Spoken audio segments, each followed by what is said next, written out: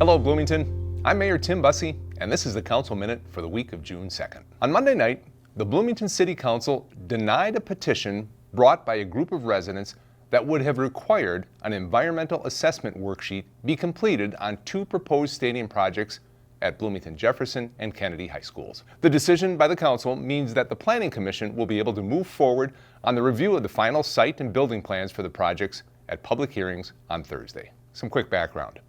The Bloomington School District is proposing to build stadiums at both Jefferson and Kennedy High Schools, basically replacing the single stadium at 90th and Penn that the two high schools have shared for the last half century. The proposed stadiums would each have seating capacity of about 2,500 people, and the projects would include site improvements like sidewalks, entrance areas, concessions buildings, and lighting for the fields. The school district has stated that the proposed plans are well within the intended uses for school zoning, and supporters believe that new stadium facilities will ultimately benefit the schools and the community. They believe stadiums at the schools will enhance school spirit, improve athletic programs, and provide improved educational opportunities. A group of residents came forward with concerns about the environmental impact of the proposed stadiums, specifically related to potential noise pollution, light pollution, possible negative impacts on insects, wildlife, and birds, and possible air quality issues related to increased traffic in the area. The residents officially submitted a petition to the Minnesota Environmental Quality Board requesting that an environmental assessment worksheet be prepared for the stadium projects. An environmental assessment worksheet, or EAW, is designed to lay out the basic facts of a project and help to determine if an environmental impact statement is required. An EAW isn't something that would result in the approval or denial of a project, but instead act as a source of information to guide other decisions. As the responsible government unit, it was ultimately up to the City Council to decide if the EAW was necessary. And I should note, an EAW was not mandatory in this situation. It was totally discretionary. Like most things the Council discusses, there was a lot of nuance to consider. We heard extensively from staff, the resident petitioners, the school district officials, and there was no shortage of council questions and discussions, which is why the entire debate took the better part of 2 hours. Ultimately, the council decided that an EAW was not necessary and that the concerns brought by the residents could be addressed through existing code standards without additional study. One concern brought by the residents was that the two projects were in fact a single project, that one stadium at one school wouldn't happen without a stadium at the other school. That's an important distinction, because if the two stadiums were considered to be a single project, the EAW would no longer have been discretionary, it would have been mandatory. The school district disagreed and said that they were two projects, and city staff and the council agreed. The two stadiums are 3 miles apart, separated by a major freeway, and are actually in different watershed districts. It doesn't seem logical to say that the two projects are in fact a single project. Residents also expressed concerns about noise. And yes, between fans, the marching band, and public address, there is noise associated with the high school stadium. I live 7 blocks south of the current Lincoln Field, and we hear football games on Friday nights in the fall.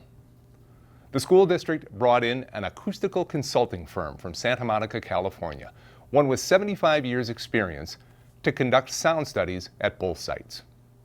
They used computer modeling and predictive analysis for crowd, marching band, and speaker noise to predict the noise levels at the closest household to the project site.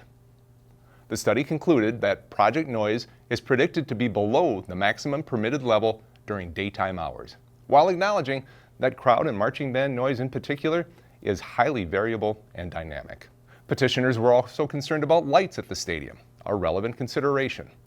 But Bloomington has some pretty stringent lighting regulations already in place that require pre-approval of a lighting plan and post-installation inspection before the city will issue a certificate of occupancy. The initial plan for each stadium called for uplighting, basically lights shining upward to make it easier to see a ball in the air. The city flagged that immediately, and the proposed uplighting was removed. The current lighting plan in place is in compliance with city code requirements regarding light trespass and glare beyond the property line. The bottom line is this.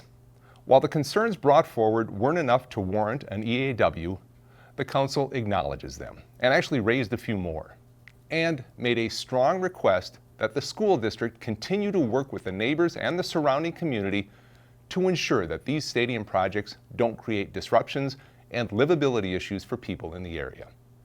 I believe the school district will do just that. And I also believe each stadium will benefit students, the schools, and ultimately Bloomington. These council actions weren't the final decision on each stadium proposal. As I mentioned, the Planning Commission will be taking up the projects this week and discussing the final site and building plans at its meeting on Thursday. And finally today, the council got an update on Monday on the work being done by Public Works solid waste staff on a solid waste rate study. They've been working with a consultant on this, and what we heard was very encouraging. The council had asked staff to take a comprehensive look at the current status of Bloomington's solid waste programs. Everything from the rates that residents pay, to the size of trash cans, to collection frequency. The goals are to reduce costs for residents, provide more options, and decrease the amount of trash that goes to the garbage burner downtown, and increase the amount of waste that goes into recycling and organics. A quick review. The cost for solid waste service is based on the size of a trash cart. It's known as pay-as-you-throw pricing. The bigger the garbage cart, the more you pay. It's required by state law in the Waste Management Act. For recycling and organics recycling, all residents pay the same rates. Regardless of participation or usage, state statute requires that residents who recycle cannot pay more than residents who do not recycle. Now, Bloomington currently uses pay-as-you-throw pricing, but according to the consultant, we could be much more effective in how we use it. The consultant recommended creating a more persuasive incentive that will compel people to choose a smaller trash cart. In other words, increase the cost of big carts significantly and reduce the cost of small carts significantly. Data collected shows a couple of things. First, most households have a bigger trash cart than they actually need. And second, if there's a real economic incentive for people to reduce the size of their garbage cart, they will.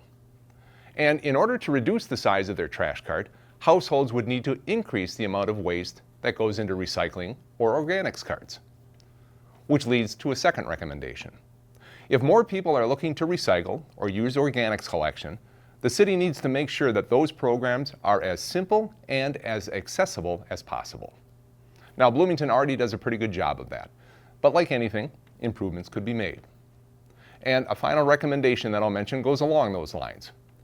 We've heard from a number of people that their households simply don't generate a lot of trash. Whether it's because of the amount that they recycle or put into organics, or because they're doing a good job of buying products that don't generate waste, or for the simple reason that it's a household of only 1 or 2 people, there are a lot of households in Bloomington that don't need weekly trash service. The consultant recommended that Bloomington look into offering an every other week small trash cart pickup service. The council endorsed all of these recommendations and directed staff to continue work on this plan. Now, I know full well there are people watching who are saying right now, well, if you just let me choose my own hauler, everything would be fine, or something to that effect. I couldn't disagree more. Solid waste management, what we do with our garbage in a major metropolitan area, is a much more complex issue than simply who picks up your trash. From the prospect of a garbage mountain just to our south in the Burnsville landfill, to the possibility of Hennepin County closing the Herc plant downtown, that's where our garbage goes, to the environmental and equity and social issues around waste management that have been ignored for decades, solid waste management in a major metropolitan area is a much more complex issue than simply who picks up your trash. This conversation will continue, and I look forward to hearing from all of you. It's a complex issue, but we're working towards solutions to some very challenging issues. That will do it for this week's Council Minute. Thank you so much for joining me today. Until next time, stay safe, Bloomington.